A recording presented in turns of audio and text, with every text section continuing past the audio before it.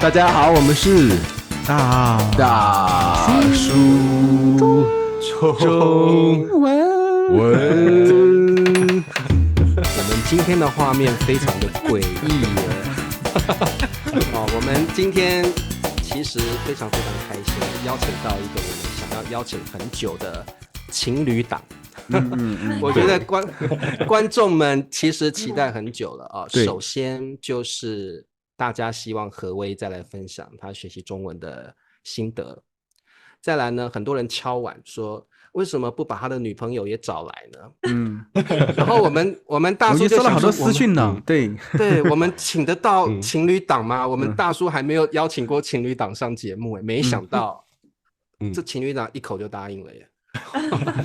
好开心哦！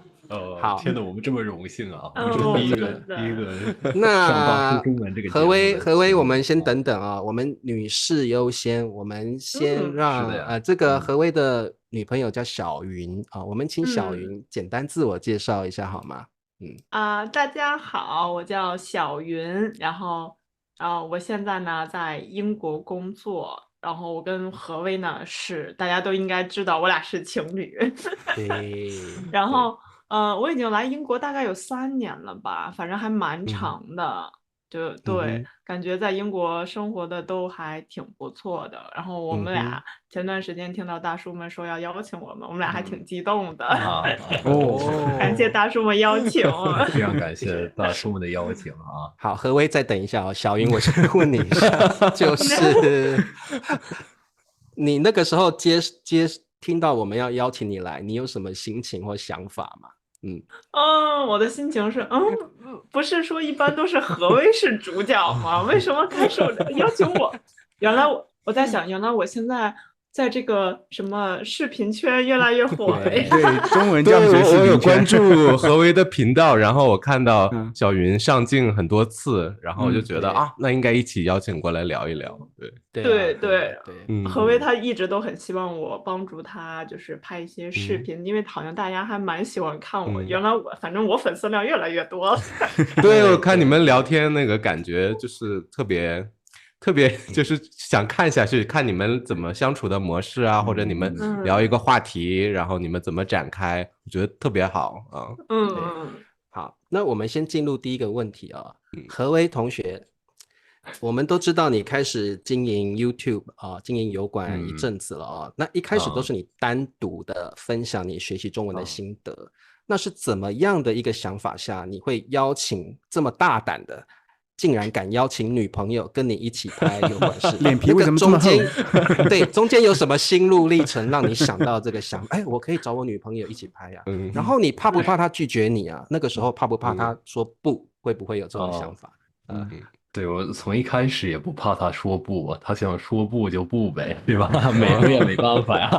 对，主要是可能跟3位大叔的想法一模一样，我就觉得就是大家看到我怎么跟我女朋友相处，我俩就是用中文聊天是什么样的感觉，还蛮有意思的。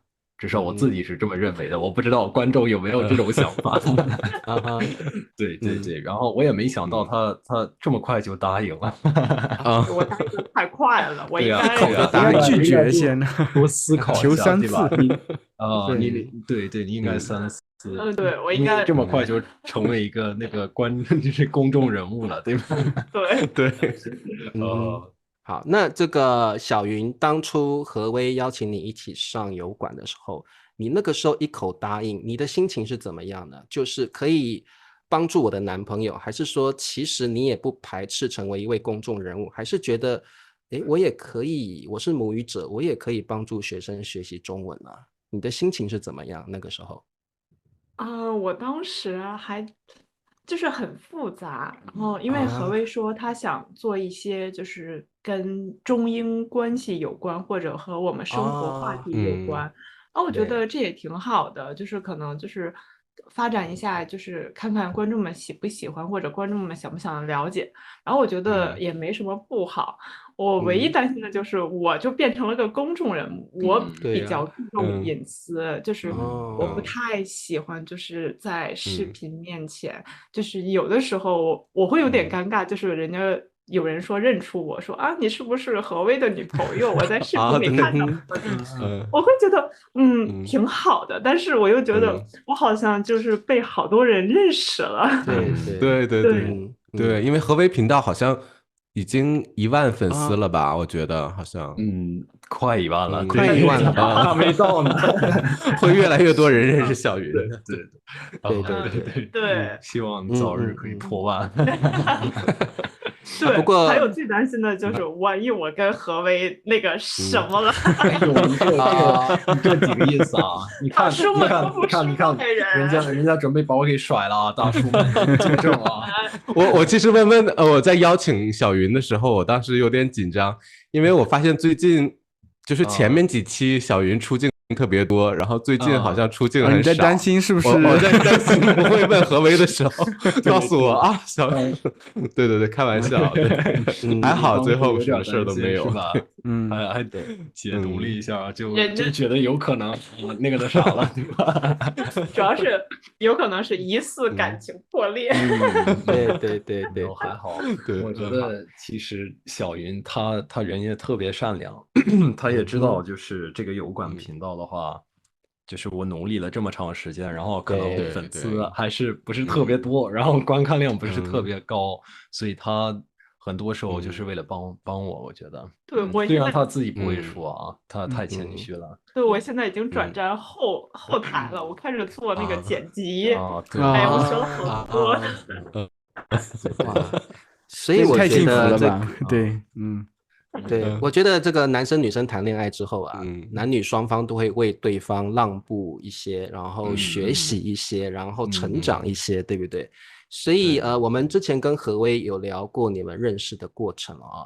那这个我相信你们跟别的情侣肯定是会非常不一样的啊。那这也是很多学生想要问的问题，就是如果我的男朋友女朋友是一位外国人，你们第一点在学习语言上我们有一个迷思，请你们帮我们解答正不正确哦？还是只是个刻板印象，就是我的女朋友是个母语者，她真的可以让我的中文进步很多的，这个迷思是正确的还是不对的？就你们亲身经历回答我们第一个问题好吗？行，那我先来还是你先来啊？你先来吧。行，我觉得完全不正确呀。我认识小云之前，对，我认识小云之前，我的中文水平已经达到了一个能够就是基本交流就没什么问题那样的一个水平啊。对，我觉得要是没有达到那样的水平的话，要么我俩就不谈了，要么我俩可能就交流了，对吧？就是我认识太多就是中英夫妻，然后那个就是男方是英国人，然后人家可能认识他老婆的时候中文不太好，所以到现在中文还是不怎么样，还是不太好。对，就是因为他老婆已经习惯跟他说英文了。对，真的是这样，而且可能他老婆已经没有耐心了，一直不想教了。对，这是重点，对不对？所以你们两个从开始认识到现在一直都是中文交流，对吗？对，这也是为什么我英文不好的原因了。他不愿意教你英文。又来了，你看他多谦虚，他确实英文挺好的，他最近很努力。对，然后毕竟还是在一个英文环境里边上班的嘛，所以他这么说就是谦虚啊，对，谦虚一点。那我们得从小云这边确认一下，所以小云，你第一次认识这个何薇的时候，他的中文水平是你不需要纠正他很多，可以就是流畅的交流。评价一下他的中文水平。当时的中文水平。当时我们就是他的朋友把他叫过来跟我们聊天，然后我们一下子就说：“哇，你中文太好了吧？你是不是母语者呀？你是不是在中国长大？”但有时候我们可能中国人喜欢夸张一下，就说啊，你中文好好。对，这就是夸张一下，这还是认真的，可能是也没有那么好。我觉得就是说，可能词汇量没有很大，但是日常基本交流是完全够的。对，就是我经常说他没有文化，因为他没有看过什么古诗词之类的，也不了解什么。你说你语文成绩也不怎么样，你还说我没文化呀？对啊，这太双标了吧？我们当时文化，对，然后就我觉得就是如果就是只是日常交流，基本上它没有什么问题，而且我觉得就是绝大多数说话情况下，我没有办法纠正他的错误，我觉得因为非常完美了，对，就是我觉得是很难得的，就是我就觉得啊，跟个老外竟然还能说中文说话，太好了。对，他的很多朋友会这么评价，他们说就是不是在英国上班嘛，然后他那几个朋友一天到晚的都在说英文，然后他们还是希望回家之后能稍微休息一下，对吧？就是所以能说2句中文还是挺难得的，他们是这么评价的。对对，而且另外一个优点可能就是跟你父母那边交流，没那么困难，还是有点困难，因为他爸妈河北腔还挺浓的，对河北腔，来给我分享一下这个吧，和他父母的交往。河北哪里人？小云是我其实是2代北京人，就是我爸妈是河北人，然后我在北京就是出生长大生活，所以就是我可能听不出有一点河北腔，但是何为说我一旦跟我爸妈聊天，然后我就会稍微带着点那么调调，他的那个调调会变一点点，对，但我妈的那个口音非常的重，就是我妈一激动，那个口音就极重，就是基本上全是河北话，然后并不是普通话。然后当时他跟我妈第一次交流的时候，然后对着视频，然后我妈说了一堆，然后何为就是在那里假笑，因为他听不懂。当时我好尴尬呀！我说我都开始怀疑自己的中文水平了。我说天哪，难道我中文这么差吗？我完全听不懂。但是慢慢适应了。对，因为我妈太激动，一激动她那口音特别的重。对对，因为对，因为我在这个河北长大嘛，我知道那个尾音会拉很长，会飘上去。确实，那个河北那个后面的尾音确实挺有意思的，我觉得应该挺有挑战性的。我跟老师竟然是半个老乡。对，这也太巧了吧，太好了。那这个我觉得有一点很好奇，就是何威跟小云回到了河北，然后去见小云的父母，对不对？那这个有意思的地方来了哦，就是说小云，你的父母怎么评价你有一个外国的男朋友呢？然后中文又讲得这么好，他们的评价或想法是什么？有没有私底下偷偷告诉你一些？当时的情景是怎么样？对，我爸妈目前还没有见到何为，就是亲自是线上没有见过本人，线上，对，而且还有一点就是我爸比较传统，一个中国男人，所以他还不太能接受，他到目前为止没有跟我爸聊过任何天。对，就是OK，就是有的时候他爸在，然后我还是不敢，他都不敢，因为我爸是一个比较神秘的人，我自己都跟他聊天不多，我一般都跟我妈视频比较多，对，或者就是对，然后我爸除非有事儿找我，不然的话他一般不会随便联系我。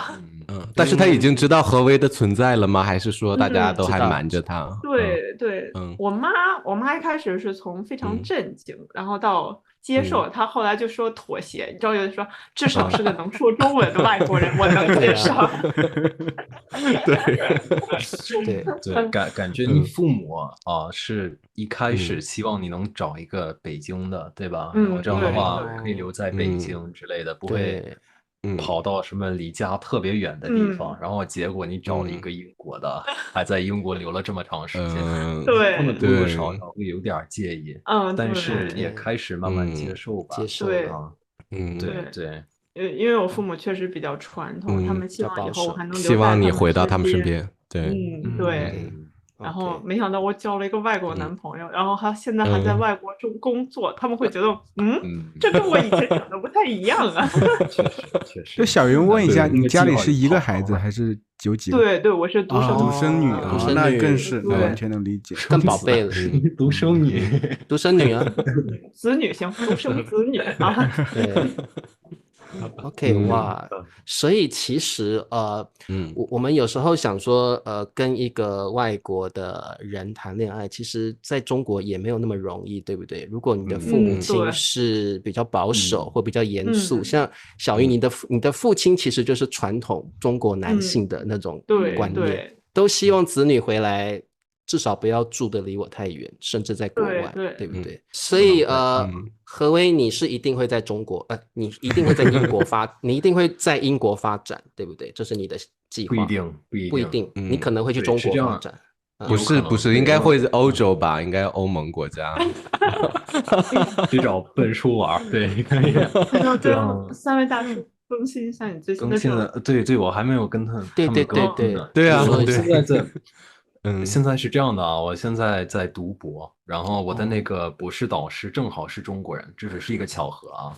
然后，但是你还是学医学对吧？还是学医学？对，我现在可能是跟就是这个博士项目跟神经内科有关的。然后，对，然后只要是做细胞实验，完了之后，我的那个博士导师他还是挺愿意把我派到中国去待一段时间，然后他准备把我派到北医，对，所以可能在那儿待一段时间，然后看看有没有什么发展的机会。然后就是我在读博的过程中，还认识了很多那种访问学者，然后这些访问学者呢，通常来说都是医院的就是可能地位比较高的一个比较厉害的人，肯定才能做访问学者。对啊，因为他们可能就是早就成了家庭什么的，然后就是可能年轻的时候都没有机会出国读博呀，或者是读书啊什么的。所以他们等到就工作稳定了之后，然后医院就赞助他们去什么，我来英国曼大这边读书，对，访问一段时间啊。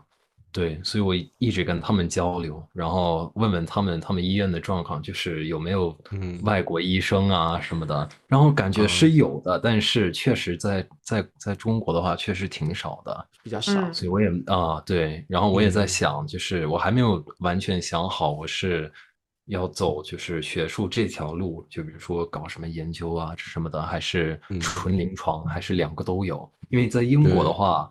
就是我们是可以两个都有，就比如说我在医院工作3天，然后有两天在实验室之类的。对，但是中国有没有这么个机会，我就不知道啊。我得先就是多了解，然后估计我的这个导师也可以帮忙，对，帮我打听之类的。那跟博导的话，你们用中文还是用英文交流？因为毕竟医学有很多专业术语，很难的词。我基本上全是看我的博士导师先跟我说什么语言，我们有的时候说中文，有的时候说英文，对，然后我跟我的那些，因为我发现我们组里其实大部分的人都是中国人，然后带我的那个博后也是中国人，所以在这种情况下，我还是会说中文的。我发现就是虽然学术中文还是有点挑战啊，就是什么专业用语之类的。但是只要你有一个就是比较扎实的基础，还是能学会的。因为毕竟我都已经用英文学过一遍这些知识点，所以我只需要再把它转换成中文就行了。是的，对，所以我发现没有我想象的那么难。我一开始就觉得完了，我怎么能学会就能做什么这么多就是比较罕见的什么基因疾病之类的，但是后来发现还行，对，还是会多努力啊，对，多学习还挺好的。就是我想再回到学习面的问题哦，不过在此之前，我想先问一下小云，你在英国专业是什么？学什么？我学的是经济。就是我本科也是经济，然后研究生也是经济，读经济。那你本来打算去英国读经济，你未来的规划是回国找经济相关的工作，还是会在英国工作？你是怎么想？我其实在出国之前已经给自己算是铺了一点小路吧。然后因为我属于就是我间隔了1年，因为疫情，所以我跟学校说就 gap。就是那种，我也不知道英文怎么说，不是中文怎么说？中文就叫 gap， 就叫 gap， 就叫 gap。他这个中文水平不太行。对，然后我，没有你接着说。然后那1年，然后我然后我实习了一段时间，我去投行实习了两个月吧，然后不同的投行实习了2个月，然后其实我未来是打算回国发展，然后我想是进投行。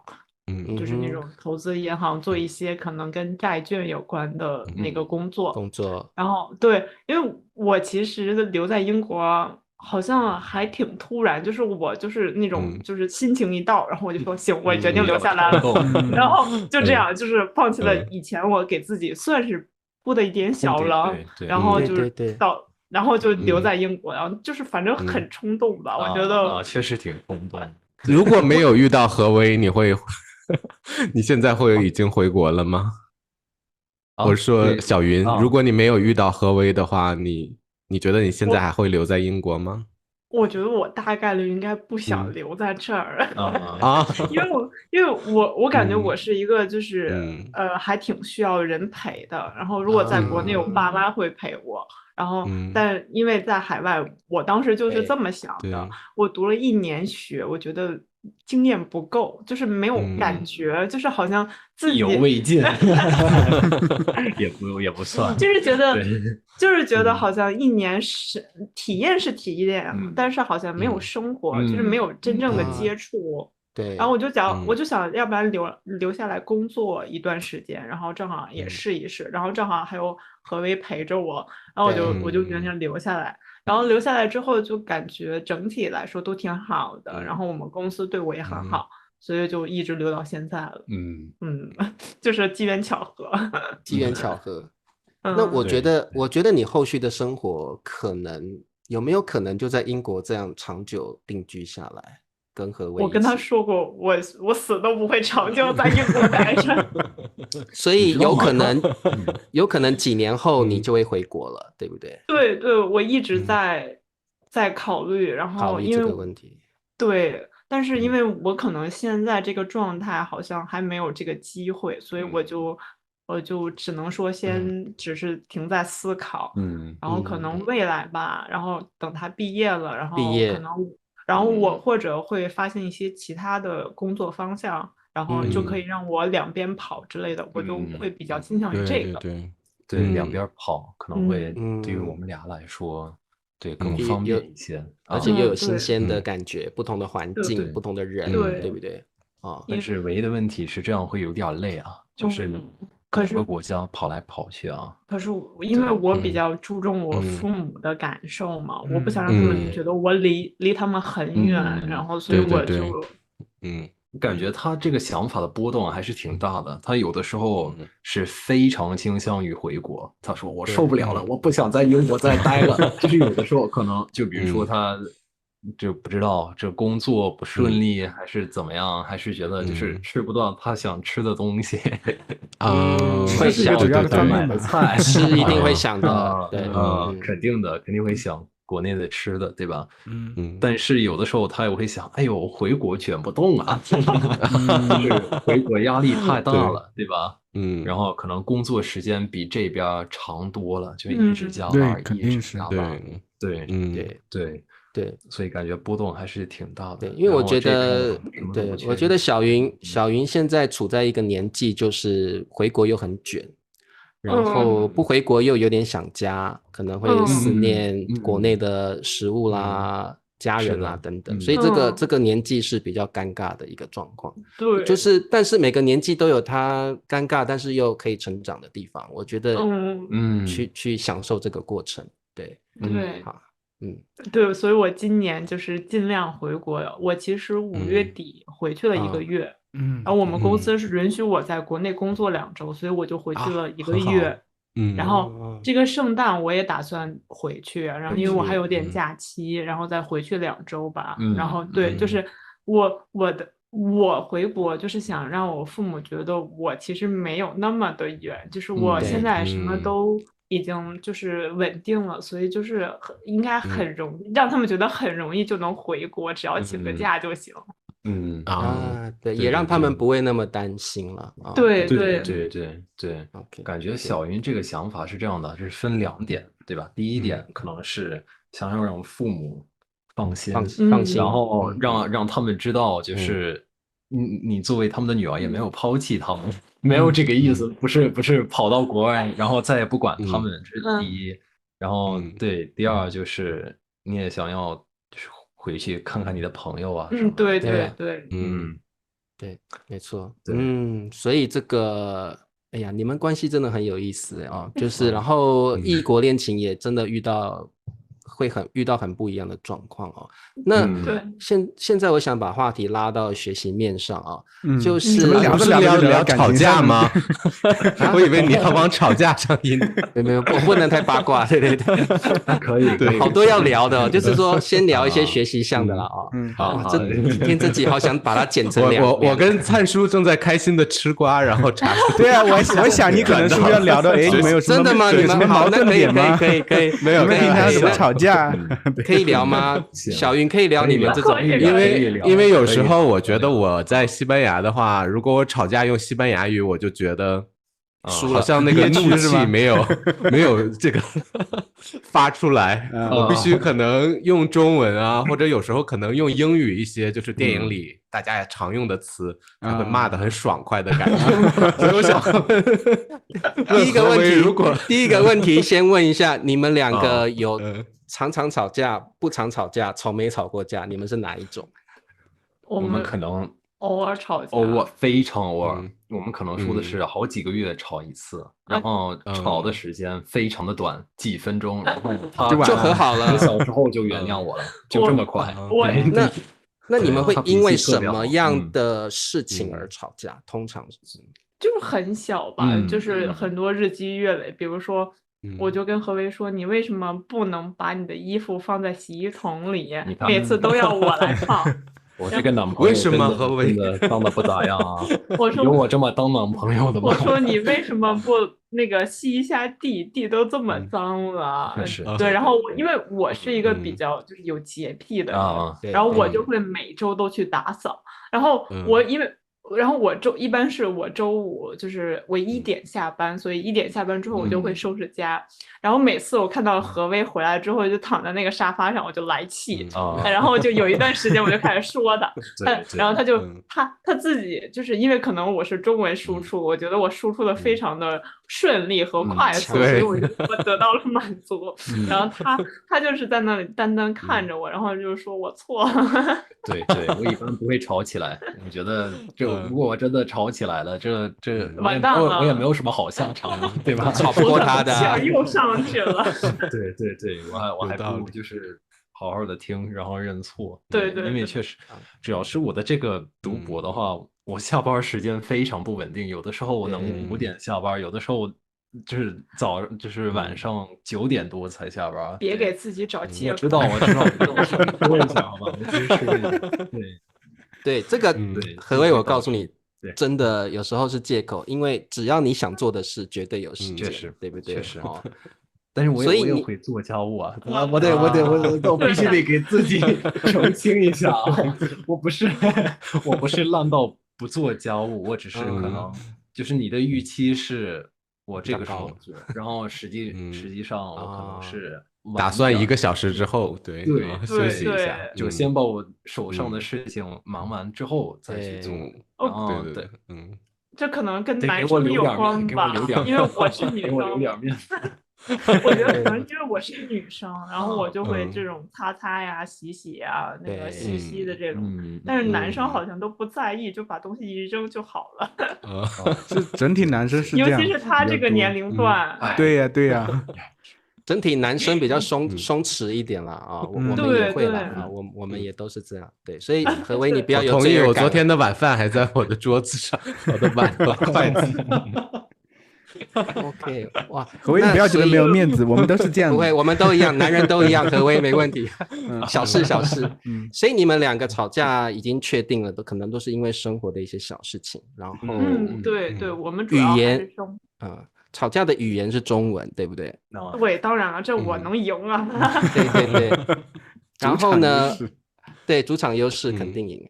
那就是说，你们常常会吵，偶尔啊，非常几个月吵一次，我觉得还好，这很正常，对不对？对。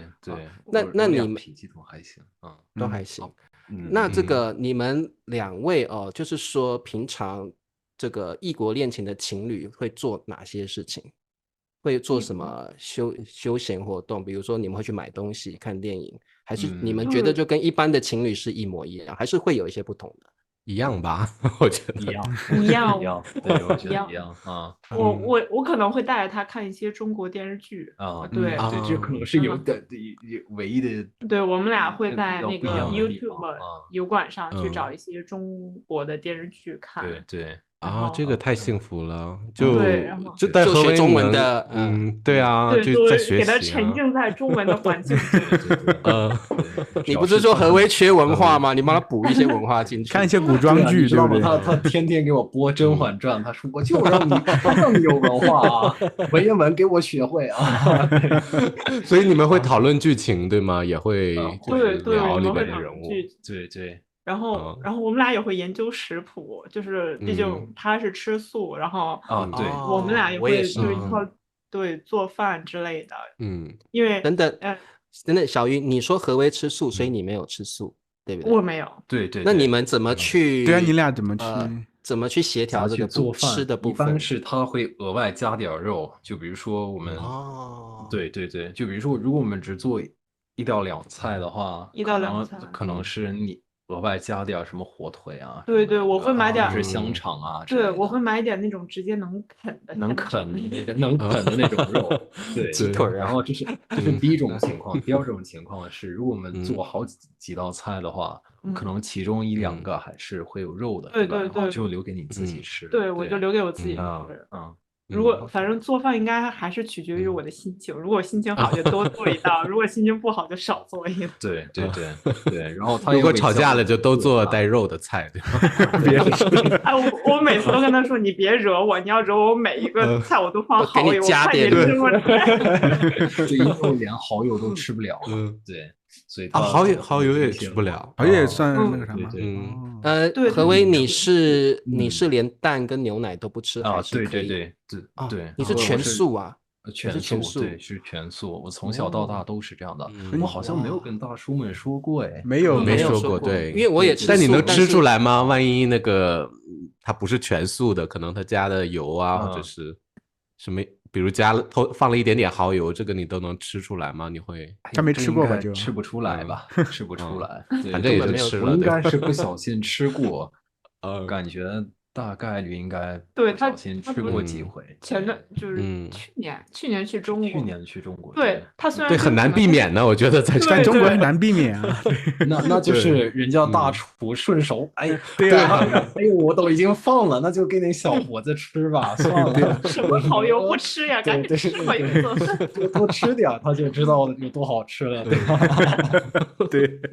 对，你就是没有吃过而已，对。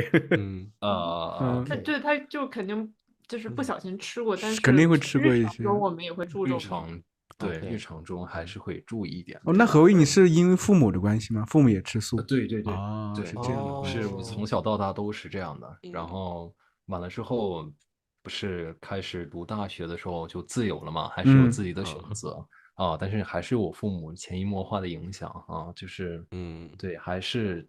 看肉也没有什么食欲，其实，对，虽然好奇，但是也不是说我真的很想吃所以人家说吃素好像不聪明，你看何为多聪明，对，所以有什么关系？吃素跟吃荤都好，但是吃素不会变笨，也不会营养不够你看何为就知道了。对，那这个你说大叔，您是吃鸡蛋和喝牛奶的是吗？对，我蛋奶素，对，但我不吃肉，对，所以这个。哇，我本来会觉得情侣一个吃荤一个吃素，可能生活上会很难磨合，但是看你们好像磨合的蛮好的，磨合的还行。所以我就会觉得想问你们一个问题你们自己评价一下你们2个人的个性是互补，还是其实需要长时间的磨合？你们是哪一种？我觉得我们从一开始都挺互补的，我们倾向于互补。对。那小鱼你是什么样个性的人？然后小鱼你评价一下何为是什么样个性的人？都让你说，都让小鱼说来。好好听。先让小鱼说看看。对，我感觉我还我还是一个挺能聊，然后挺爱去社交的一个人。然后我这个人啊，就是我觉得我的心情是跟天气变化的，天气好我就好，天气不好我就不好。那英国的天气好像不怎么好呀，听说英国的天气不太好哎。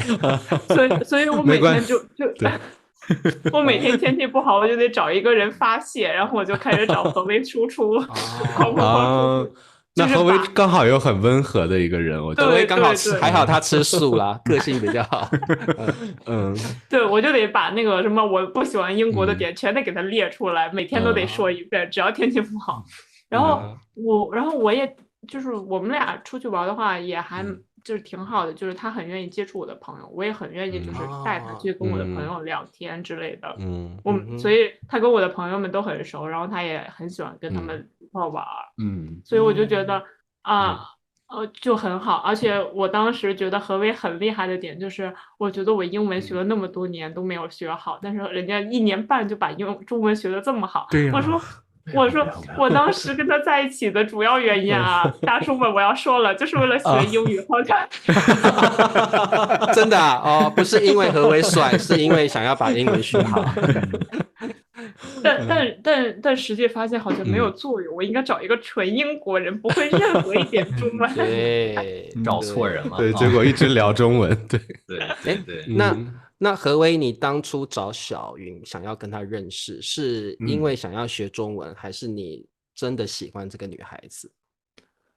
要好好说话。不是为了对，真的不是为了学中文。他这一点也知道。我们当时在参加那个活动，我们不是在排队嘛？俩认识的时候还在排队。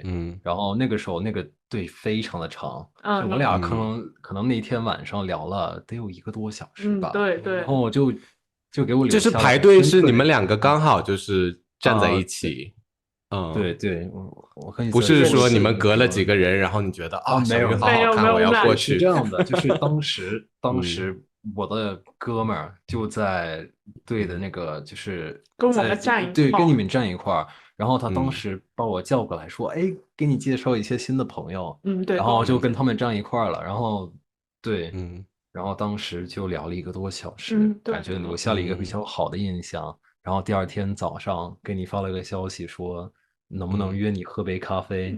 然后哎呦，我可以跟大家说我的绝招啊！那个咖啡快喝完的时候，我跟他说，那个我看快到饭点了，要不来我家我给你做顿饭吧。然后这个时候他不好拒绝，对吧？他作为一个中国人，他真的不好拒绝。然后他就我们当时刚认识的时候，其实聊的就还蛮多的，然后也没有说好像感觉聊的时候有什么就是频率不在一个调上，所以就总体感觉就是合得来，合得来，对，合得来，聊得来，对。然后多相处了一段时间之后，就觉得可以试试看。对，可以试试看，对。而且我觉得我比较喜欢何为性格好，我这个人就是咋咋呼呼的，有的时候说话就是没轻没重的，然后他就比较温和，然后就是我说什么，就是有可能我的话有可能有点难听，但是他还能就是接受。何为就说对，有道理，是的，是吧？你这搞得像我一直敷衍，好吧？对，其实何为就感觉像个英国绅士这样子了。对，个性蛮好的。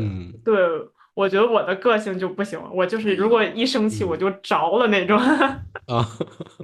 他只是说他的缺点，他的优点也非常的多呀。何为，我现在就是希望你讲一下，你喜欢小云是因为她的什么个性？还是外貌，还是什么其他的部分都可以讲。对，我觉得肯定我的外貌，那肯定你的外貌。对啊，我就觉得长得挺漂亮的嘛，然后很想认识认识，对吧？当时是这样的啊，对，然后一直到现在还是这样吧。对，完了之后，外貌就先不谈了，因为这是外貌我们就先不说了，我们肯定了，内在肯定了，行吧？对。性格的话，我觉得他的性格特别好。虽然他一直在说他的缺点啊，但是他还是有很多优点。就比如说，就是我这段时间情绪非常不稳定，然后他总是能想到办法安慰我，或者是就让我振作起来之类的，对。然后完了之后，他的社交能力很强啊，对。然后再想想啊。想不出来了，想不出来3点都说不出来。我们等下用剪接的把它剪密一点哦。对，可以。但我跟你说，3位大叔的这个剪辑技术还是挺厉害的，你放心吧，我肯定能想出第三。再想。对，把前面说过的再剪过来。对。然后我感觉他还是挺有自己的想法，就是他有什么目标，他一定得达到。对，就比如说他说，既然我决定留在英国，那我得好好学英语啊。然后他还是，虽然他有一段时间是断断续续的，但是后来他还是下定决心，然后坚持了很长一段时间，真的让我挺佩服他的。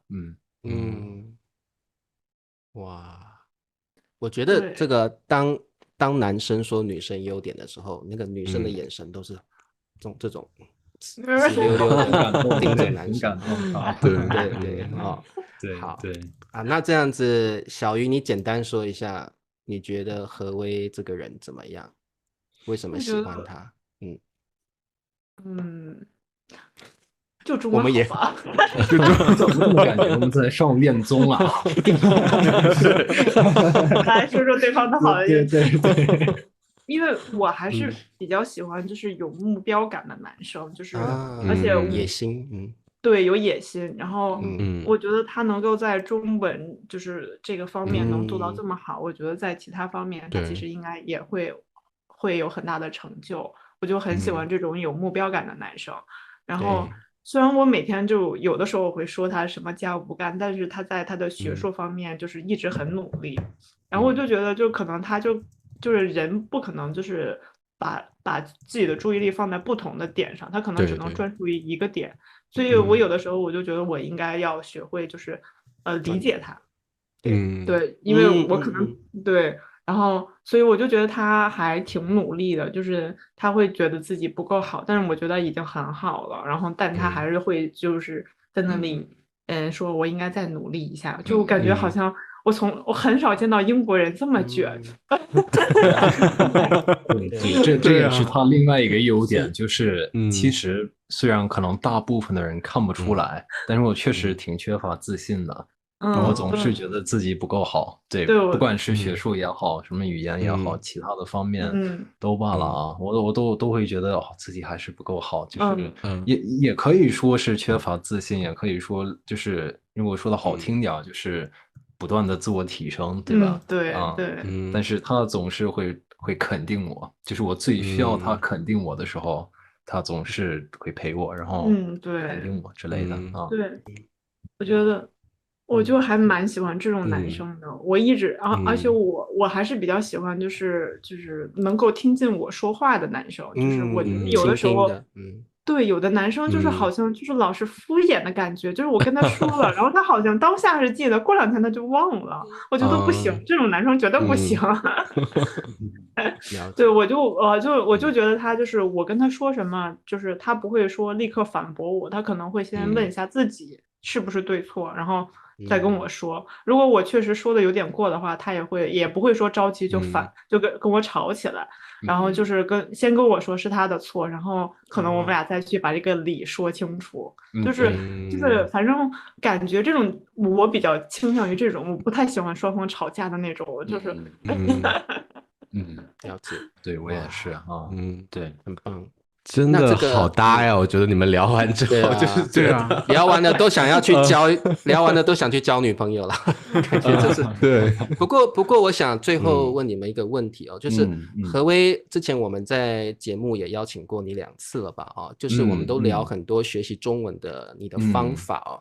那我想聊一下，就是小云现在有了小云之后，你学习中文的方法有没有改变，还是其实跟之前是大同小异呢？还有就是你觉得你从我们上次采访你到现在，你的中文是有什么变化吗？因为我看你又要读博，然后又要拍视频，就是你是怎么保持你的中文的？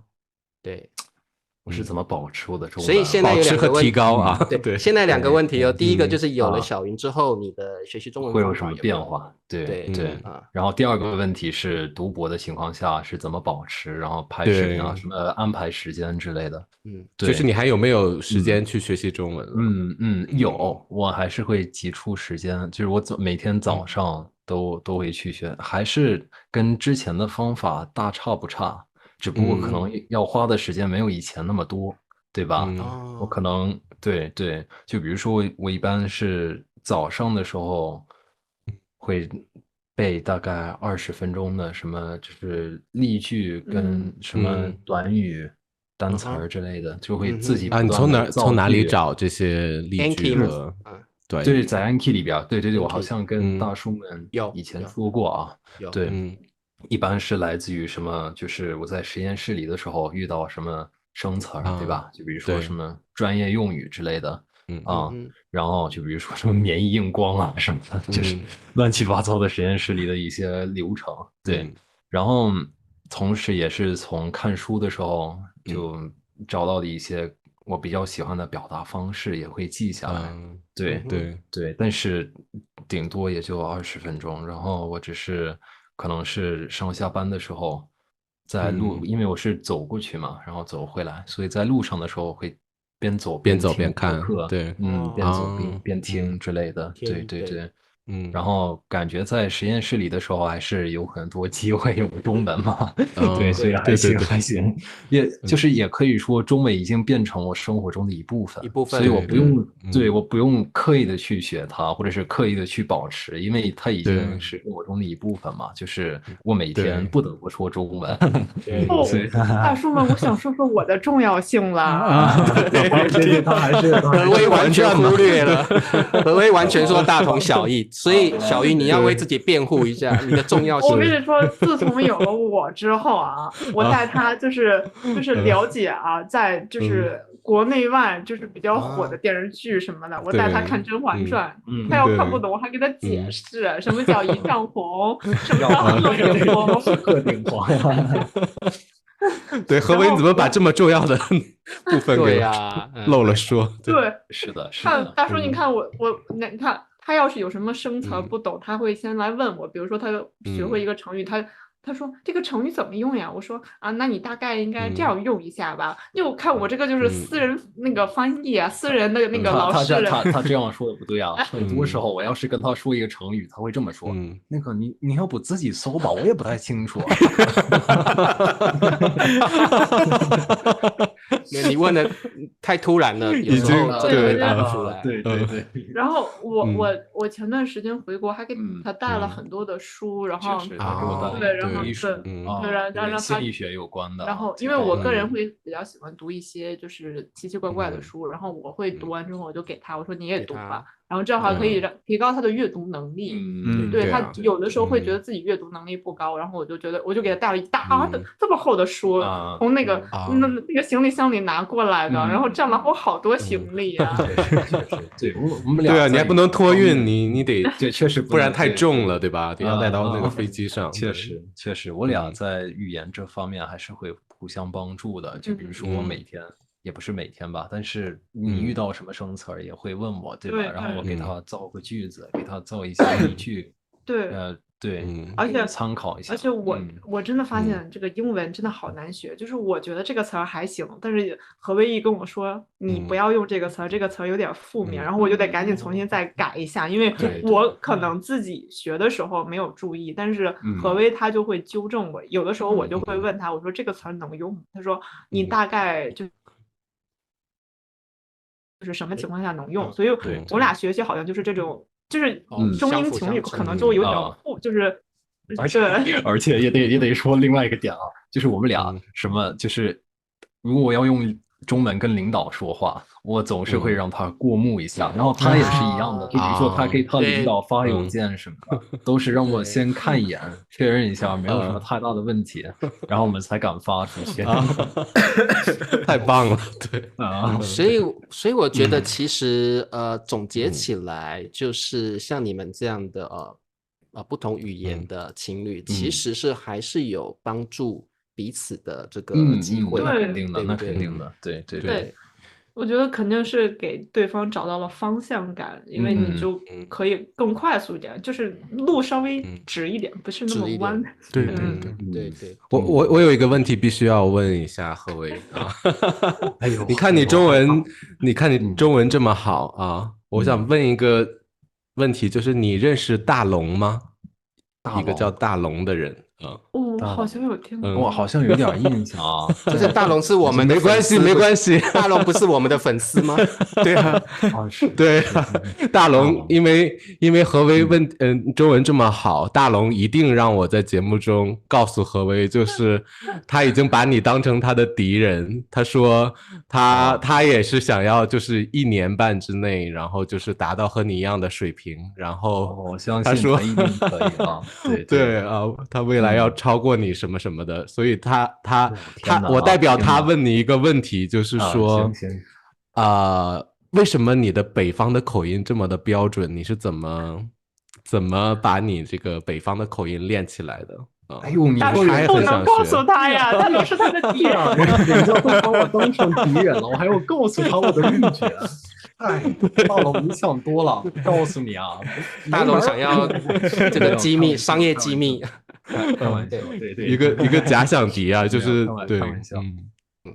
我觉得是2点吧。第一点就是说，我可能看《家有儿女》看的比较多，然后就是我刚开始学中文的时候看的非常多，然后总是会模仿啊，所以第一点是看了听了很多，然后可是里边有很多孩子啊，《家有儿女》里边对，那倒也是啊，对，但那你就看，就比如说第4季的话，那他们都长大了嘛，也可以这样，对，那是第一点，然后第2点，我还是挺幸运的，我一直都有一个北方环境，就是我记得大1的时候，我跟一个北方朋友一起住了1年。对，当时就住在我隔壁嘛，然后我们那个时候就是一天到晚都待在一起，就比如说学习的时候都是一起学习，吃饭都是一起做饭的，然后一起去健身房健身之类的，所以耳濡目染下都会学会一点北方腔，我觉得，对，所以我你认识这个朋友吗，小云？我不太认识，你认识他们应该不。他们应该不认识。这个朋友我认识。他们说话的感觉很像吗？说话的感觉，对，他是北方人，对，他是哪来的？他是太原的。太原北方口音他北方口音还挺浓的感觉，对，所以可能就是刻意的学习是一方面，然后另外一方面就是足够的一个环境，就是给自己营造一个环境啊。对。大龙也想学北方腔是吗？对，他每天看那个窦文涛的那个节目然后他很崇拜那个窦文涛的口音，是这样而且大龙也一直希望我们再来采访何为。对，这样的话他想让我通过问完这个问题之后，他自己真的有一个动力，因为我在节目中说了，他1年半要学的特别好，所以他也很努力去达到。对，已经学了多久吗？他学了9个月了，9个月也可以开始流利的说中文，然后那已经很棒了，那很厉害了。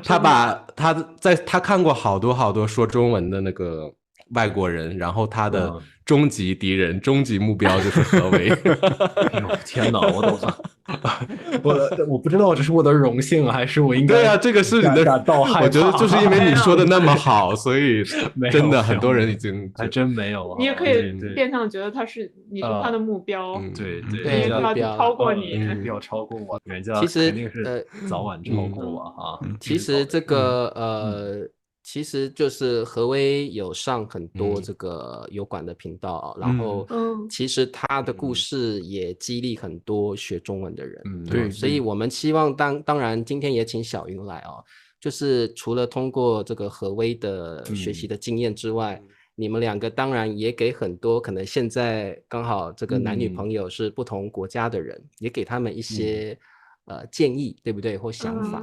所以我想在节目的最后呢，你可不可以给一些现在情侣啊是不同国家的人哦，有没有一些相处的秘诀，或者是给他们一些相处的建议，作为我们节目最后的这个结束啊？你先来吧。我觉得最重要的就是你要愿意去了解对方的文化。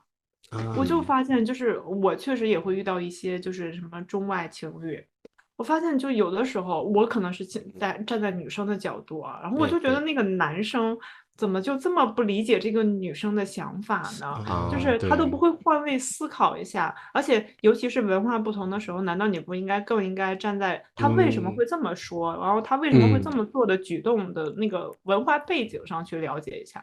就是我感觉就是你要愿意去了解一些文化，就是了解这个就是这个人身处在这个环境中，他做的行为是不是符合这个合乎情理之类的。所以我觉得这很重要。就是这是第一点。第二点就是我觉得还有一点就是肯定是要磨合的，就是不要动不动就吵架。我觉得吵架还是挺伤身体和伤对方的。对。然后我再加个点啊，就是最后想说的是，我发现我俩这段时间发现另外一个比较重要的地方，就是要刻意的安排时间去约会，对吧？因为就比如说你谈的时间久了之后，就是热恋期早就过了，对吧？对，可能就是为了维持那种激情，你还是新鲜感，你还是得花时间在你伴侣身上，对吧？对，我们俩老觉得我们俩天天日子过得像老头俩老太太似的，对，老夫妻的样子所以一个人会计划一个秘密的或者是惊喜的一个约会地点，另外一个人过去之后才发现这样子吗？还是其他的？也没有这么戏剧化，没有这么戏剧化。但是就是我们会安排时间，就比如说我们说这周末咱们一起去喝杯咖啡吧，对，就像我们刚认识那会儿那种感觉，对，回忆一下。对，然后我们也可能一块安排出国旅游之类的。对，看个电影啊什么的。对，是给自己找事儿干吧。对，有时候安排一些小活动，然后好像是人生遇到了一些小幸福，会给感情增温，然后也会感受到对方还是爱你的，需要。因为现在生活中有太多让人压力很大或不愉快的小摩擦，真的，你如果没有一些新鲜感，或者是有不同的环境，你真的很容易就厌倦了关系，真的是会这样。对，是的。我觉得这很重要。然后最后因为何为我知道你那个做频道，然后有时候小云也会参加你的那个频道，所以我想可不可以给大家介绍一下你的频道做什么样的内容，然后让你打广告了，介绍一下。打广告的时间来了，打广告时间来了，尽情打广告来。对，然后大家现在所有的观众都下线了。没有，不会。没有，我的频道主要是讲我学中文的故事，然后给一些就是中文学习者一些建议。就是你在学中文的过程中会遇到什么样的困难，然后你该怎么解决你该怎么快速的学会中文，或者是说怎么保持养好一些比较好的学中文的习惯。因为毕竟大部分的人学不会中文的主要原因不是因为他们不会，而是因为他们放弃的太早，就是还没有看到成果的时候早就放弃了，因为觉得太难了。所以我还是就是会一直鼓励大家学会怎么养一些比较好能维持很长一段时间的习惯去学。对，所以大概是这样的。如果大家感兴趣的话，可以很重要的内容，大树中文的这个链接，下面会给那个链接，对，一定啊。好 ，OK， 好，那这个太棒了啊。对，那我们今天邀请两位来真的感觉到我们也学习了很多啦因为人跟人之间要相处，特别是不同文化的两个人要在一起，又要保持新鲜感，又要一起在语言上有所精进，真的是不容易的事情而且还有很多未知的未来和挑战等着你们，所以生活上一定会往好处想，就是越来越有趣，越来越有挑战性啊。那在这边3位大叔祝福2位啊，谢谢，感情越来越好，长长久久，然后长长久久，然后2位的中英文水平都进步，越来越进步，然后有美好的未来啊。那而且你们的故事，我相信也会激励很多人，不管在学习中文上，或者是异国恋情的相处上啊。好，那今天就谢谢2位参加我们的访问，哇，太感谢你们了，太棒了，谢谢。那我们就跟观众说再见吧，啊，跟大家观众们说再见，拜拜，好，拜拜。